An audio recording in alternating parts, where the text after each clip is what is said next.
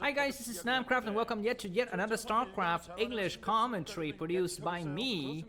This is gonna be ASL Season 16, quarterfinal number 1, and this is gonna be the first set play between Rush and Hero. The map is gonna be Polyport. Very, very interesting games gonna be having today. Some beautiful girls in the crowd as often, and they're cheering for Hero, who's very prominently overweight there. But of course, weight doesn't matter in this battle. Only brain power matters. That guy has a cute mole on his left cheek. So we are at the quarterfinal. So four pairs of players, 8 players total, 3 Terran, 4 Zerg, and Mini. Yes, Mini is gonna be in a lot of problems. You need to get through a lot of stuff. Is that girl is okay? She's from Peru. Okay, very interesting. And that guy is from Remastered TV. Also very, very interesting set of people cheering in the crowd there. Anyways, as you know, I was in the Philippines last week, for fun, and because it's TVZ. So I'm gonna tell you a little bit about my experience in the Philippines in case you ever wanna visit that country. So it is in Southeast Asia. It is a series of islands like Indonesia. The country, I'm gonna say about the positive things first. So it's one of the few countries in Southeast Asia where English is almost prominent. So everyone speaks English. Everyone understands a certain degree of English, even though they are like the poorest, or taxi drivers or cooks or laborers or whatever. But everyone understands English, so that's good. So if you're an English speaker and you have problems understanding the native languages of the place you visit, then please go ahead and check out the Philippines, because it's very, very easy for you to get around. All of the signs are in English. And so okay, very interesting that we have 2 barracks? Okay, very interesting build here from Rush. Is it 2 barracks and a supply depot, whereas his opponent's gone for 12 hatcheries. So anyways, this drone's gonna try to inflict a little bit of damage onto the SCs, but not much there. Anyways, back to the Philippines. So that's the first good thing. Alright. The second good thing about the Philippines is I've never seen a place that has so much, oh my god, SV's gonna die! So much, what is it? So much, what is the word in English? In Japanese we say omotenashi, which is like kind of like benevolence, or the way you greet your guests is good. So you are very hospitality. Okay, that's right. So the Filipino people. Okay, sorry, that is command center, man, not a second barracks. The Filipino people are very hospitable. They are very kind. When I was there, everyone was like, "Hello, sir. Good morning, sir. How can I help you, sir?" For example, I was in a restaurant and they gave me this chicken. We'll talk about Filipino food in just a second. It's another level of stories there. But I was using one of the fork that they gave me to eat, and that fork was ridiculously huge. So the guy's like, "Sir, you need to use this other fork, sir." Because I was using the fork that was meant to, cut the chicken. So he says, "Please use the other fork, the actual fork that is meant for eating." So very kind, waitress and waiters. I don't know if you have to pay tips in the Philippines. I didn't pay any tips, but maybe you have to. But that leads us to another point, which is the Philippines are heavily dominated by American cultures. So everyone drive cars. You either drive cars or you're dirt poor. There's no middle ground. In my country, like people who are, not so rich but not so poor, they use bikes, right? They use motorbikes, bicycles, but these guys, they just ride cars or walk, basically. Of course, there's some people who go on buses. And there's this really, really interesting transportation method which is called chipney or whatever. I cannot pronounce it correctly. It's like a bus, but it doesn't have any AC, and it's basically a long truck. And you sit on the back on 2 rows, and when it gets crowded, then people also stand right in the middle area. So it makes 3 rows of seats. So 2 rows of seat and 1 row standing. Anyway, Zergling run by, Zergling stab back, and we have 2 firebat, and they take out 1 Zergling. That's all. So Rush is gonna get set back severely. He's forced to not mine gas for a long time because these Zerglings are doing so much damage, and the engineering bay is completed just on time. So at least that is something that is a consolation for him. 3 Zerglings still in the base here. Another Zergling is gonna tilt out SCV. No, but that SCV gets saved. So I guess everything is back to standard. But the Mutualist should be coming out soon because the Spire has just completed. Yeah. What? Okay, double engineering bay. Very interesting bay. Is that on purpose? Do you build double engineering bay at this time? Or is that just a mistake by Russia? I don't know. Anyways, back to the Philippines. So everyone drives cars. Yeah, okay, engineering bay cancelled. And you basically have very few modes of transportation. There are very few walkways for pedestrians. Basically, it's like highways, right? But the cities I was in, Manila, the capital, was very urbanized and very organized to a sense. You know, like the streets are all like rectangular and stuff. But of course, there are some regions that are like slums. So that's a whole different story. But you know, of course, I was in a central business districts, and that was very nice. What else? The Philippine people love eating fast food because that is a remnant of American, you know, consumerism.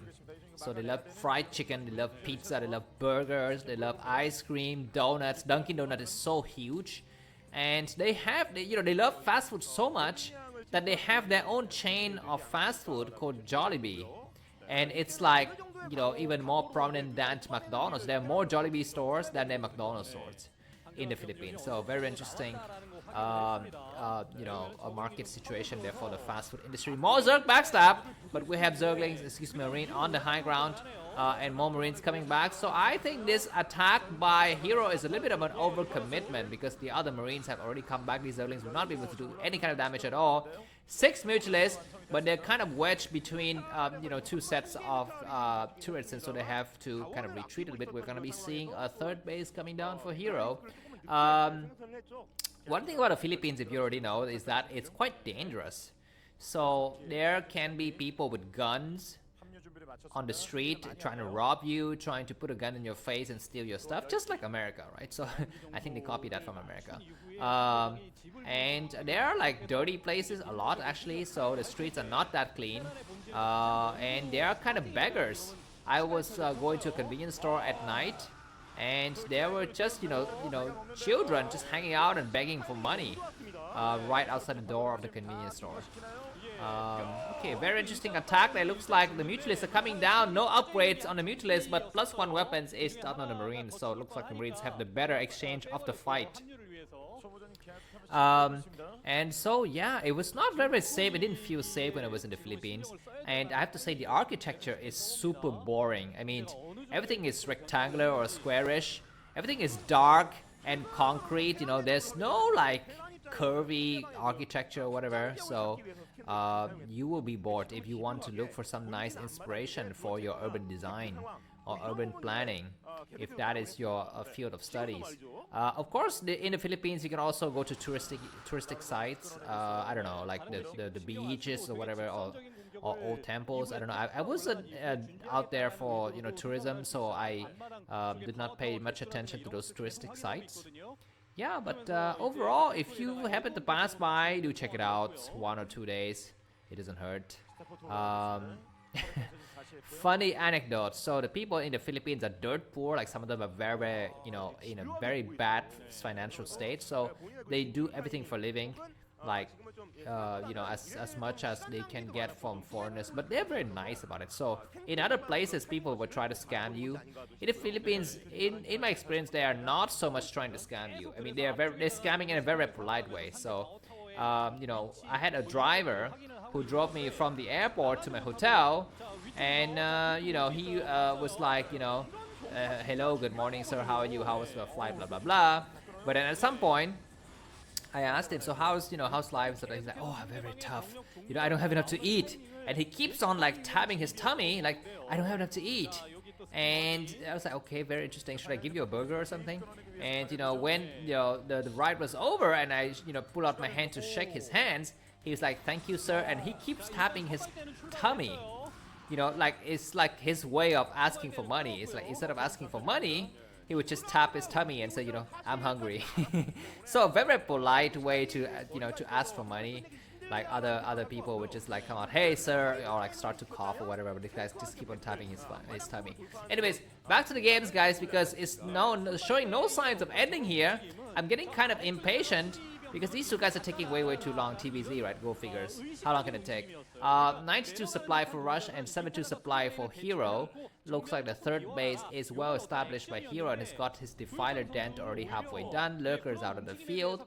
And Rush will need to wait for Science Vessels. He's, kind of gone for tanks, which is something interesting here. I don't really know how to say about going for tanks first. Anyways, he's gonna have his first Science Vessel. We have a small group of Zerg backstab, 4 Marines and 7 Marines in the back, but they all move out at the right time, maybe because they meet this other, Mutilist and stuff coming back. And Medic at the last minute doing so much work here, and the rest of the forces from Rush comes back. This bunker, is it going to fall? It looks like all the Lurkers are still alive. They're gonna get right back. No, they escaped just on time, and that shows how tenacious Hero is. He turned back after he kind of goes out a little bit and drive the other forces back, but looks like Russia's enough is enough. I'm gonna go for the offense here. Let's see if the Defilers are gonna be on time. The tank will need to, oh my god, what are you doing, Rush? You lost your only Science Vessels and now you're fighting battles on 2 fronts. At least nice scan there. Now 3 tanks siege now. One of the tank is very much damaged. It's kind of in the front though, so I don't know, it will get taken out by some Zergling excursion or whatever. But anyways, the other Science Vessel must rejoin his commandants or whatever, his comrades soon. We have a Nidus Canal as well, so at least Hero's gonna be able to reinforce his bases. Marine need to protect these tanks at all costs, and these 3 tanks are gonna be doing so much damage. 2 Defilers are in the mix here, and we have Consume done already, but these Sun Guns are gonna be falling before that, maybe. Alright, killing a Lurker in the back is a nice idea, and we're gonna be seeing nice Irradiate, sorry, excuse me, not Irradiate, Dark Swarm. These 5 tanks will need to not kind of stick where they are, but kind of pull back and stay on different locations. Okay, very nice for some Scourges to come out of the field as well. The Assimilator is within reach of the tanks, but it probably doesn't matter anymore because there's just so much Dark Swarm everywhere. These tanks are forced to pull back once again. Remember, Rush has not taken another base yet. He's still on 2 bases, of course. His main base is still mining very strongly. And this kind of build, going tank heavy, is what doesn't really work because you really need those Science Vessel, double Starport Science Vessel to really consume those Defilers and take them out of the equation, right? Because now there's a lot of tank power, but there isn't anything to take care of the Defilers. It would be a lot better. I mean, if you're gonna go for tank, you need to go for mech, right? With Goliaths and Vultures to really kill those Zerglings and Lurkers. But anyways, we might see another group of Zergling run by, but no. Looks like Marines are on the low ground and they're gonna take care of these Lurkers. So Lurkers is gonna be staying on the high ground. Yeah, Rush is, fully going for one, I guess just 2 bases. Okay, he's got 2 Starport, but just that his production of Science Facility is just less than I would have expected. Why are these Defilers not pushing out? That is my question, because they have all the right to move out here. Okay, nice Science Vessels to do some kind of Irradiate trick here. Where are these tanks going? And Defiler's gonna push up on the low ground. Okay, Hydrogen is coming out. This is probably a mistake by Hero, and he pulls back his first. Oh, what the heck happened? There's so many forces exploded. Take that drone out. The drone dies. At least the 4th base is gonna be a little bit late here, and those Science Vessels are doing a lot of work. No more Defilers inside, but there's still Dark Swarm, so it's gonna be impossible for Rush to assault. He's still got 3 tanks that are very strong. It would be nice for him to start to throw some battle cruisers in the equation now, because the travel path between Rush main base and Hero's expansion is quite short. So that's something that he could try to. Oh my god, those Lurkers are out of the Dark Swarm. They all exploded. And we're gonna be seeing another Defiler on the high ground, but a little bit too late, I think. The last Lurker has fallen already. Defiler on the high ground, not yet attacking. And 2 Defiler is gonna consume something, but we might see some Irradiate soon. He's gonna start to take out the hatchery. He's focusing attention on the hatchery. The moment the hatchery falls, he can pull back. Very good snipe by Rush here, and Hero is gonna be down to just 3 mining bases. One of his bases not operational here. And his Nidus Canal has fallen, so it's gonna be impossible. We might have a nice plague. Okay, that's a great plague, but all too late. Okay, a lot of Zerglings are just sitting out there. idling for some time.